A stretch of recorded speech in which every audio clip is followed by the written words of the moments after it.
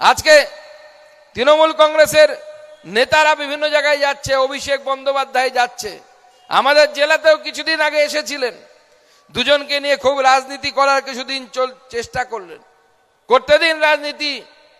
Police প্রশাসনকে দিয়ে মাঠ ভরছে না, অভিষেক বন্দ্যোপাধ্যায় গেলে লোক হচ্ছে না, আর ভয়ে তিনি কলকাতায় থাকছেন না, এই বুঝি ইডি কানটা ধরে তুলে নেয়, এই বুঝি ইডি কানটা ধরে তুলে নেয়, ঘুরে বেড়াচ্ছে বিভিন্ন জায়গায়, ভাবছে বেঁচে যাব।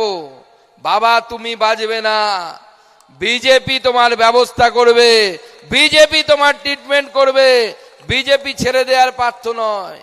21-এর পর তোমরা অত্যাচার করেছিলে, হরিরামপুরের বিভিন্ন জায়গায় অত্যাচার হয়েছিল, মনে আছে? গণনা কেন্দ্র ঢুকে গেছিল বিপ্লব মিত্র এবং তার গুন্ডা বাহিনী। এই গুন্ডা বাহিনী আর যেন গণনা কেন্দ্রের ভেতরে ঢুকতে না পারে, তার জন্য আমরা নির্বাচন কমিশনকে বলেছি। 24-এর লোকসভা নির্বাচনেও তাই চেষ্টা করেছিল। আমি দেখি বিপ্লব মিত্রের ভাই, গণনা চলছে তখন রাত্রি 12টা পার হয়ে গেছে, বুঝে গেছে আর জেতার উপায় নেই। কলকাতা থেকে মুখ্যমন্ত্রী ফোন করছেন বিপ্লব মিত্রকে, যেমন করে হোক সুকান্ত মজুমদারকে হারাতে হবে, নালে কলকাতায় দাপাদাপি করছে খুব বেশি, তুমি যাও আবার পুনর্গণনার দরখাস্ত লেখো।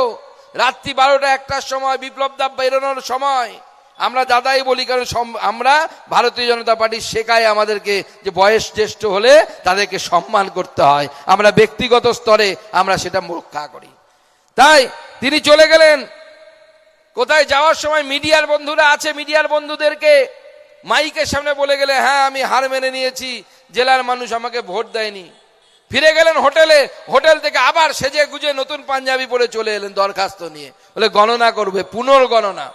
54টা মেশিনে পুনর্গণনা করতে হবে। ডিএম বলল, স্যার পুনর্গণনার আবেদন এসেছে।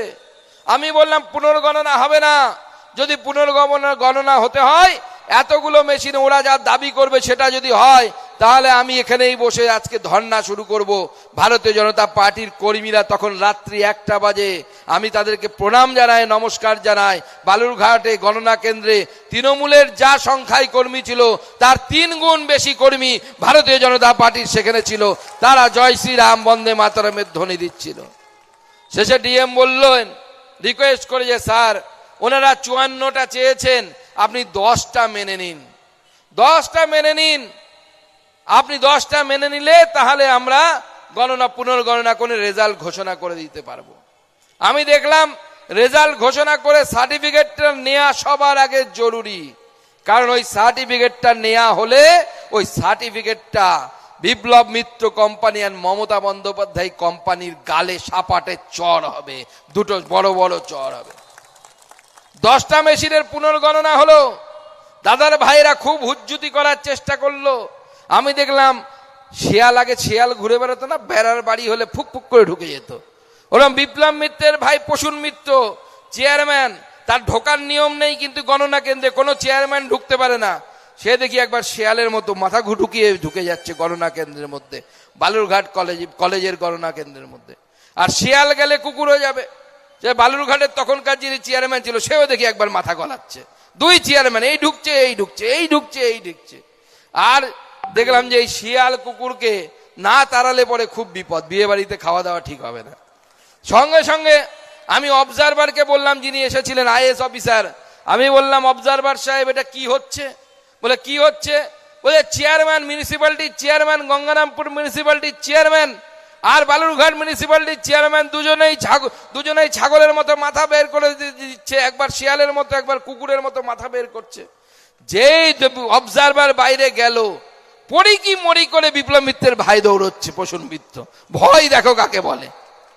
এরা আপনাদেরকে ভয় দেখায় না, এরা প্রত্যেকটা ভিতুর ডিম। যেদিন আপনারা পাল্টা আঘাত করতে শুরু করবেন, দেখবেন এদের আর অস্তিত্ব খুঁজে পাওয়া যাবে না, এদেরকে বাড়ি থেকে বেরোতে দেখবেন না কেউ, সেরকম ভয় পাবেন না। আজকে এই গত কয়েকদিন আগে আমাদের ফর্ম 7 জমা করতে গেছিল, আমি শুনলাম তৃণমূল কংগ্রেসের জেলা সভাপতি ভাওয়েল সাহেব, তিনি নাকি নিজে দাঁড়িয়ে মারামারি করেছেন, প্রশাসন দাঁড়িয়ে দাঁড়িয়ে দেখেছে। প্রশাসনকে পরিষ্কার বলে দিতে চাই, আপনারা যদি নিরপেক্ষতা বজায় রাখতে না পারেন, আপনার আইসি যদি তৃণমূল কংগ্রেসের দলদাস হয়ে থাকতে চায়, তাহলে আগামী দিনে ভারতীয় জনতা পার্টি আইসি হোক এসডিপিও হোক তাদেরকে ঘেরাও করবে, আর আপনাদের প্রিয় হাওয়াই চটির মালা বানিয়ে তাদেরকে পরানোর ব্যবস্থা কিন্তু ভারতীয় জনতা পার্টি করবে। ভারতীয় জনতা পার্টির পক্ষে কাজ করতে হবে না, নিরপেক্ষভাবে কাজ করুন, সংবিধান অনুসারে কাজ করুন। নিরপেক্ষভাবে কাজ করলে পরে জনতা দেখিয়ে দেবে কার কত দম আছে, ভারতীয় জনতা পার্টির কত দম আছে, সেটা নরেন্দ্র মোদী সরকারের কত দম আছে আমরা সেটা দেখিয়ে দেব। তাই বন্ধুগণ, এই যে ফর্ম 7 জমা করতে দেয়া হয়নি, অবাক আমি যে জেলা সভাপতি নাকি ময়দানে নেমে মারামারি করছে।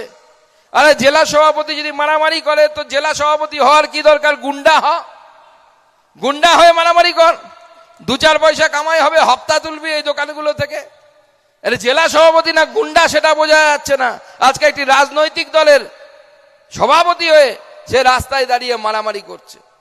এরকম নির্লজ্জ বেহায়া রাজনৈতিক দল ভারতবর্ষের কোথাও পাবেন না। বিহারে 202টা সিট নিয়ে ভারতীয় জনতা পার্টি সরকার গঠন করলো।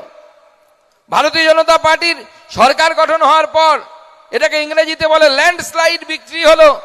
এতগুলো সিট পেলাম আমরা। শুনেছেন কোন বিরোধীর গায়ে আঘাত পড়েছে? কোন বিরোধী পার্টির পার্টি অফিস ভাঙা হয়েছে? হয় না, কারণ ভারতীয় জনতা পার্টি ওই রাজনীতিতে বিশ্বাস করে না।